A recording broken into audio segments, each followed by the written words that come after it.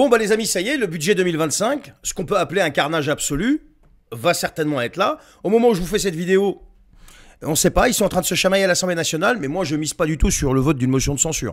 Le RN a été clair, et le Parti Socialiste a été clair aussi. Mais on verra. Mais bon, je vais vous dérouler dans cette vidéo le budget que j'appelle le carnage absolu, et vous allez comprendre pourquoi. On est sur un mélange de matraquage fiscal, de coupe brutale dans les aides essentielles, et de passage en force qu'on peut qualifier d'antidémocratique. 49.3 sur 49.3. Bon, on parle même plus de mauvaise gestion là, on parle d'un saccage en règle. Le gouvernement est en train de nous vendre son budget comme une solution pour réduire le déficit. Ils veulent faire passer le déficit de 6,1% du produit intérieur brut en 2024 à 5% en 2025. Pour atteindre, d'après eux, 3% en 2029. On connaît, on se rappelle des promesses de Le Maire. Et pourquoi? Parce que Bruxelles l'exige en fait. Pas parce qu'ils veulent arrêter le gaspillage, pas parce qu'ils veulent mieux gérer l'argent public, mais juste parce qu'ils doivent obéir aux technocrates de Bruxelles. Mais à quel prix? 60 milliards d'euros à aller chercher. Et devinez qui va payer l'addition? Je pense que vous avez deviné. Alors d'abord, on a les grandes entreprises qui sont directement dans le viseur. Ils veulent mettre une taxe spéciale en place sur celles qui font plus d'1 milliard d'euros de chiffre d'affaires. Alors ça fait plaisir à la gauche, mais avec la gauche, il n'y en a jamais assez. 12 milliards d'euros prélevés en 2 ans. Il y aura une taxe aussi sur les rachats d'actions. Alors sur le papier, ça peut sembler anodin comme ça, sauf que dans la réalité, ce sont des entreprises qui investissent, qui embauchent, qui financent la recherche, l'innovation. Et est-ce que vous croyez une seule seconde qu'elles vont accepter de se faire saigner, de se faire plumer, comme ça, sans rien dire? Moi, je suis prêt à parier qu'elles vont tout simplement délocaliser. Elles vont optimiser fiscalement, elles vont réduire la voilure. Résultat, il y aura moins d'emplois, moins d'investissements et moins d'activités. Bravo! Et attendez, le massacre ne s'arrête pas là. L'État va aussi couper 2% de ses dépenses. Alors, c'est une première en 25 ans.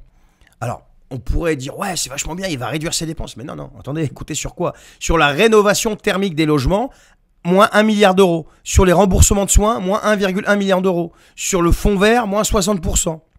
Donc d'un côté, on nous gave de discours sur l'écologie, sur l'importance de la transition énergétique, et de l'autre, on coupe violemment dans les aides. Et pour les Français, on nous dit que le pouvoir d'achat va augmenter. Alors pourquoi ils vous disent ça à votre avis? Parce que l'inflation devrait ralentir d'après eux à 1,8%. Sauf qu'il faut arrêter de nous prendre pour des quiches quand même. On sait très bien ce que ça veut dire. Vous croyez franchement que les prix vont baisser? Pas du tout. Ils vont continuer à augmenter, sauf qu'ils vont le faire un peu moins vite. Et les salaires, eux, vont pas suivre. Et tout ça pour le gouvernement, ça s'appelle amélioration de ton pouvoir d'achat. Et il y a aussi les petites entreprises. Alors on nous dit qu'elles ne sont pas directement visées par la hausse d'impôts. Non, non, non, non, non. Mais quand vous regardez de plus près, la fameuse suppression de la CVAE, cette cotisation qui devait disparaître, elle est repoussée à 2030. Les auto-entrepreneurs, eux, en prennent plein la tête.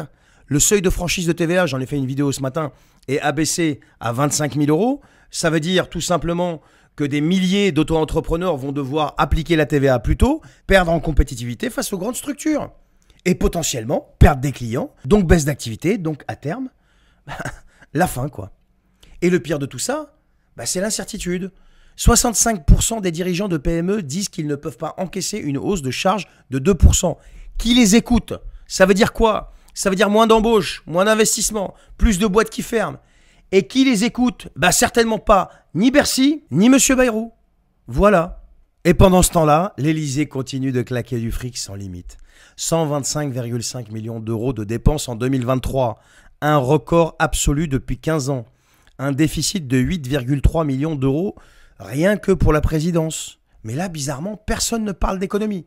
Les Français, eux, doivent se serrer la ceinture, jusqu'à s'étrangler quasiment, mais le pouvoir, lui, continue son train de vie princier. Ça va, ça se passe bien. Et là où ça devient franchement indécent, c'est la manière dont ce budget va être adopté. Personne ne va voter ça.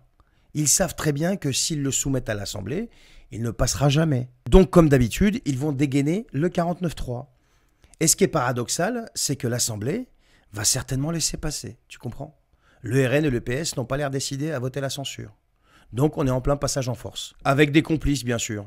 Le passage en force, c'est le fameux outil préféré des gouvernements qui savent qu'ils n'ont pas de légitimité, mais qui imposent quand même leurs décisions. Et cette fois, c'est François Bayrou lui-même qui l'a annoncé fièrement. Le 49.3 sera utilisé pour faire passer le budget de l'État et celui de la sécurité sociale. Pas un seul vote, pas un seul débat. Juste une décision imposée de force et des espèces de négociations bizarres, avec les partis, que ce soit les socialistes ou le RN. Et après ça, on va encore nous parler de démocratie, les amis. Mais ce qui est encore plus risible, c'est cette fausse opposition. Tous ces partis qui passent leur temps à faire semblant de s'indigner, comme par exemple cet après-midi à l'Assemblée, mais qui à chaque fois qu'ils ont l'occasion de renverser la table, ne le font pas. Vous les voyez venir là? Ils nous font le coup à chaque fois. Oh là là, le budget c'est une catastrophe. On ne peut pas laisser passer ça. Et pourtant, ils voteront pas la censure. Parce que dans le fond, ça les arrange. Ils critiquent pour exister, tous autant qu'ils sont. Hein. Je vise personne en particulier.